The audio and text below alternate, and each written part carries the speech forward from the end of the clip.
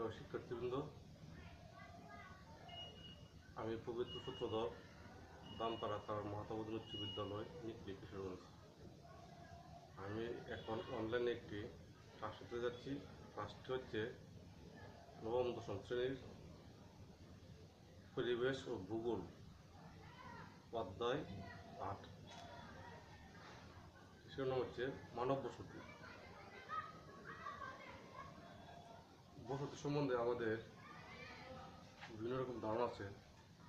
এখন দেখি আমাদের কি বলে।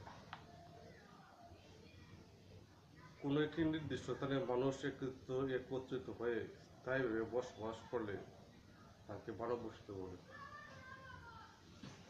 একটা সংগঠনে বোঝা যাচ্ছে কোনো একটি নির্দিষ্ট স্থানে মানুষ একত্রিত হয়ে স্থায়ীভাবে বসবাস করলে তাকে মানব বসতি বলে। অর্থাৎ মানুষ যেখানেই স্থায়ীভাবে বসবাস করে সেটাই কি তাদের বসতি। প্রকৃতির সঙ্গে নিজেকে উপযোগী করে চলার এটাই প্রথম অবস্থা। প্রকৃতির সঙ্গে উপযোগী করে তোলা কি এটা হচ্ছে প্রথম একটা অবস্থা। কারণ বিশ্বের বিভিন্ন পরিবেশে মানুষ বিভিন্নভাবে বসবাস করে, এদের চালচলন আচার আচরণ বিভিন্ন রকম। পরিবেশের সঙ্গে মানুষের অভিযোজনের প্রথম পদক্ষেপ হলো বসতি স্থাপন। পরিবেশের সঙ্গে মানুষের যে সম্পর্ক হলো প্রথম সোপান হচ্ছে কি বসতি স্থাপন। মানুষ প্রাকৃতিক অনুকূল অবস্থাকে কাজে লাগিয়ে এবং প্রতিকূল পরিস্থিতি থেকে রক্ষা পাওয়ার জন্য মানব বসতি গড়ে তোলে। প্রাকৃতিক পরিবেশকে অনুকূল পরিবেশে কাজে লাগিয়ে যে বিরূপ যে পরিবেশ, প্রতিকূল যে পরিবেশ, এটা থেকে রক্ষা করার জন্য মানুষকে বসতি স্থাপন করে। পৃথিবীর বিভিন্ন অঞ্চলে প্রকৃতির ভিন্নতার জন্য বিভিন্ন কালের বসতি গড়ে উঠেছে। যেমন মেরুদেশীয় জলবায়ু অঞ্চলে এক্সিমুদের বরফের গড় এবং বাংলাদেশের অধিকাংশ গ্রামীণ বসতিতে দুচালা ও চৌচালা ধরনের করে বাস করতে দেখা যায়। বিভিন্ন প্রাকৃতিক পরিবেশ অনুযায়ী আমাদের বসতির ধরনও ভিন্ন রকম। যেমন আছে মেরুদেশীয়। পৃথিবীকে যদি আমরা দুইটা ভাগে ভাগ করি, তাহলে একটা ভাগে বলা হয় উত্তর গোলার্ধ, একটা ভাগে বলা হয় দক্ষিণ গোলার্ধ। মেরুদেশীয় সাধারণত বোঝাচ্ছে অ্যান্টার্কটিকা যে মহাদেশটা, এটা মেরুদেশীয় একটি অঞ্চল। এখানে কিছু কিছু মানুষ অস্থায়ীভাবে বসবাস করে। এদের দুটা মেরুদেশীয় অঞ্চল আছে দুইটি। তো এটি প্রচণ্ড শীত, প্রায় সারা বছরে বরফে ঢাকা থাকে। এখানে মানুষ বসবাস করে, কিন্তু এদের যেহেতু প্রচণ্ড ঠান্ডা এবং বরফে ঢাকা থাকে, এদের বসবাসের জন্য ঘরগুলো তৈরি করা হয় এটি বরফের তৈরি। মেরুদেশীয় লোকদের বসবাসের যে ঘরগুলো তৈরি করা হয় এটি বরফের তৈরি। আর বাংলাদেশের আমাদের দেশের আছে যে মানুষ বসবাস করি যে দুচালা ঘর, চৌচালা ঘর। দুচালা ঘর তো আমরা সাধারণত যেই ঘরে দুইটি চাল, চৌচালা বলতে যেই ঘরে চারটি চাল। তো মেরুদেশীয় অঞ্চলের গড় এবং আমাদের গড়ের একটা ভিন্নতা আছে। এটা হচ্ছে শুধু প্রাকৃতিক কারণে। এক্সিম একটি জাতি, এরা মেরুদেশ অঞ্চলে বরফের গড় বানিয়ে এরা বসবাস করে। আর বিশ্বের বিভিন্ন শহরের বসতিতে আধুনিক নকশা ও নির্মাণ সামগ্রী প্রয়োগ করে উচ্চ অট্টালিকা তৈরি হচ্ছে। আর সাধারণত উন্নত দেশের বা আধুনিক শহরে বিভিন্ন নকশা নির্মাণ সামগ্রী দিয়ে উচ্চ অট্টালিকা তৈরি হচ্ছে। জনসংখ্যার বৃদ্ধির সঙ্গে সঙ্গে গ্রামীণ ও শহর উভয় স্থানে বসতি বৃদ্ধির হার বেড়ে চলছে। যেহেতু জনসংখ্যা বাড়ছে, তো গ্রামে এবং শহরে সপ্তাহে কি বসতি আস্তে আস্তে কি বৃদ্ধি পাচ্ছে। বিশেষভাবে অপরিকল্পিত নগরায়নের ফলে অধিকাংশ পরিবেশ দূষণ ব্যাপক হচ্ছে। অপরিকল্পিত নগরায়নের ফলে পরিবেশ কি ব্যাপকভাবে দূষিত হচ্ছে। এই অধ্যায় পাঠ শেষে আমরা এই অধ্যায়টা পাঠ শেষে আমরা কি জানতে পারবো, কি বুঝতে পারবো। বসতি স্থাপনের নিয়ামক সমূহ ব্যাখ্যা করতে পারবো। গ্রামীণ বসতি নগর বসতির ধরন ব্যাখ্যা করতে পারবো। গ্রামীণ বসতির ধরন ও বিন্যাস বর্ণনা করতে পারবো। নগরায়ন কি তা বলতে পারবো এবং নগরের শ্রেণীবিন্যাস ব্যাখ্যা করতে পারবো। নগরায়নের প্রভাব ব্যাখ্যা করতে পারবো।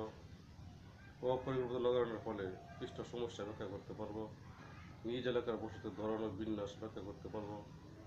নিজের চারপাশে প্রাকৃতিক ও পরিবেশের যত্নের ব্যাপারে সচেতন ও তৎপর থাকবো। বসতি স্থাপনের নিয়ামক, ফ্যাক্টরস অফ সেটেলমেন্ট, কি কি কারণে বসতি স্থাপন হয় এটা এখন আমরা জানতে পারবো। ভূপ্রকৃতি, জনবসতি গড়ে ওঠার পেছনে ভূপ্রকৃতি ব্যাপকভাবে প্রভাব বিস্তার করে। বসতি গড়ে ওঠার পিছনে প্রধান যে কারণ হচ্ছে ভূপ্রকৃতি। সমতল ভূমিতে কৃষিকাজ সহজে করা যায়, কিন্তু পাহাড় এলাকায় ভূমি অসমতল হওয়ায় কৃষিকাজ করা তেমন সম্ভব হয় না। ফলে যাতায়াতের সুবিধার জন্য কৃষি জমির নিকটে বসতি তৈরি হয়।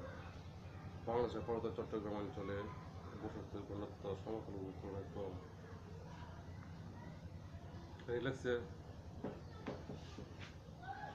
এক সময় বলতে গেলে সমগ্র বিষয়টা ছিল কৃষি নির্ভর। তখন মানুষ ভাবতো যেখানে ফসল উৎপাদনের জন্য সাধারণত সমতল ভূমিতে ফসল উৎপাদন বেশি হয়।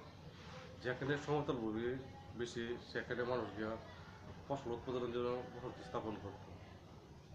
তাছাড়া পাহাড়ি এলাকায় উঁচু নিচু জায়গা ফসল উৎপাদন কম হয়, মানুষ সেখানে বসতি স্থাপন করে কম হয়। সেই হিসেবে বাংলাদেশে সমতল ভূমি বেশি, বাংলাদেশের জনবসতিও বেশি।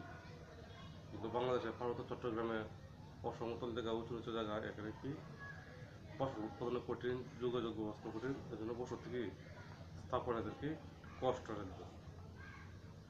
পানীয় জলের সহজলভ্যতা, জীবন ধারণের জন্য মানুষের প্রথম ও প্রধান চাহিদা হলো বিশুদ্ধ পানীয় জল। বেঁচে থাকার জন্য মানুষের প্রথম ও প্রধান চাহিদা হচ্ছে কি বিশুদ্ধ পানীয় জল। এই জন্য নির্দিষ্ট জলপ্রপাতের স্থানে মানুষ বসতি গড়ে তোলে।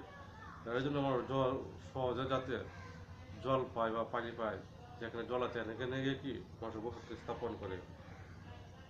মরুময় বা উপমরুময় অঞ্চলে ঝর্ণা অথবা প্রাকৃতিক কূপের চারদিকে মানুষ সংঘবদ্ধ হয়ে বসতি স্থাপন করে।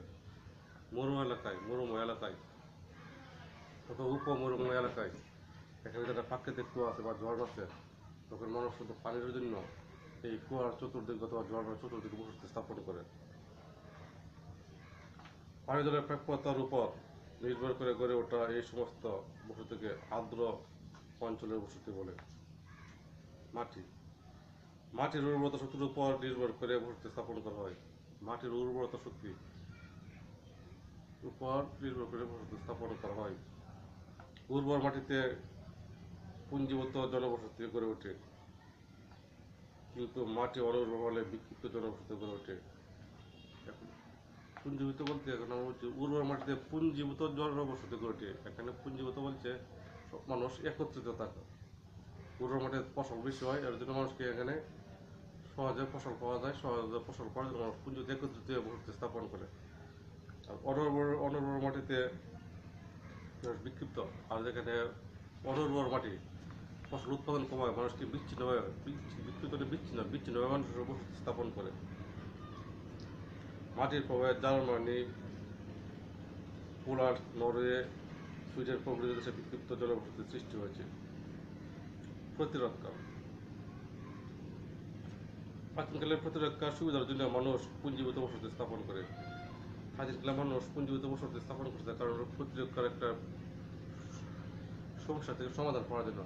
মানুষ একত্রিত হয়ে বসবাস করলে অন্যান্য বহিঃশত্রু আক্রমণ থেকে অথবা অন্যান্য জীবজন্তু আক্রমণ থেকে সহজে রক্ষা পাওয়া যায়। বহিরাগত শত্রুর আক্রমণ ও বন্যজন্তুর হাত থেকে রক্ষা পাওয়ার জন্য মানুষ একত্রে বসবাস করত। কারণ প্রাচীনকালে আত্মরক্ষার জন্য কোনো আধুনিক অস্ত্রের প্রচলন ছিল না। 5. পশুচারণ। পশুচারণ এলাকার সাধারণত চরানো বসতি দেখা যায়।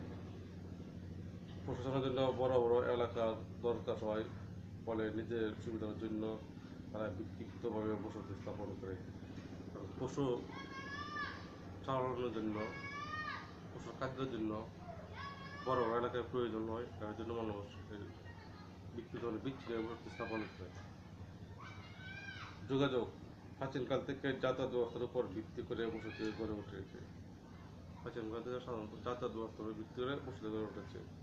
যেমন নদীর তীরবর্তী স্থানে নৌকা চলাচলের জন্য সমতল ভূমিতে যাতায়াতের সুবিধা থাকায় এরূপ স্থানগুলোতে পুঞ্জীভূত বসতি গড়ে উঠেছে। মিশর, নীল নদের তীরে, আলেকজান্দ্রিয়া, তাজিকিস্তানের সমতল ভূমিতে সমরকন্দ শহরের নগর উৎপত্তি হয়েছে। যাতায়াতের সুবিধার জন্য আমাদের লক্ষ্য করতে হবে, যেমন বিশ্বের যে বিভিন্ন বিখ্যাত শহরগুলো আছে অথবা আমাদের দেশে যে বিখ্যাত শহরগুলো আছে সেগুলো সাধারণত নদীর তীরে অথবা এখন যে বসতি গড়ে উঠছে বিভিন্ন রাস্তার পাশে, শুধু যাতায়াতের সুবিধার জন্য। ঠিক আছে, ধন্যবাদ, সবাই ভালো থাকুন।